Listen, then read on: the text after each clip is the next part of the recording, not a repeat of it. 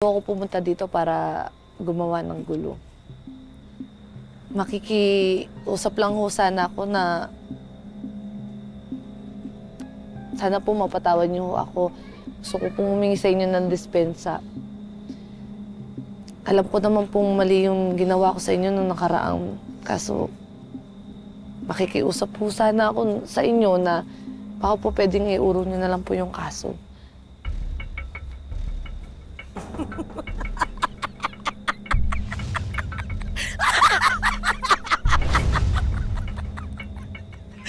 Hindi ko ine-expect na gagawin mo to. Ha? Magmamakaawa ka sa akin. Samantalin dati, tapang-tapangan ka. May linya ka pang pantay-pantay lang tayo. Anong pantay-pantay? Iba mataas, iba mababa. Ha? So ngayon, alam mong mali ka. Alam mo kung saan ka lulugar. Ha? Tapos nandito ka ngayon magmamakaawa? Well, hindi ko matatanggap ang sorry mo. At sorry din, hindi ko iuurong ang kaso. Tuloy ang kaso laban sa'yo. Yan ang bagay sa'yo.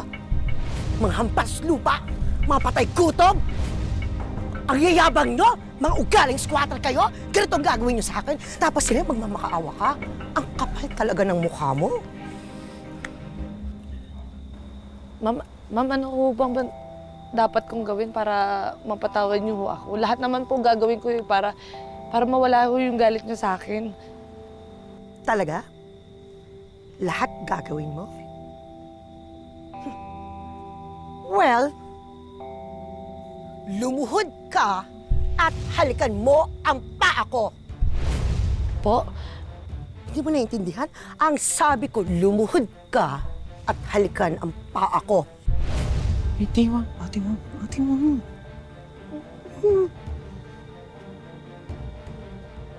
Luhod! Ate, hoy. Pretty. Ano tinitigtingin mo? Pretty.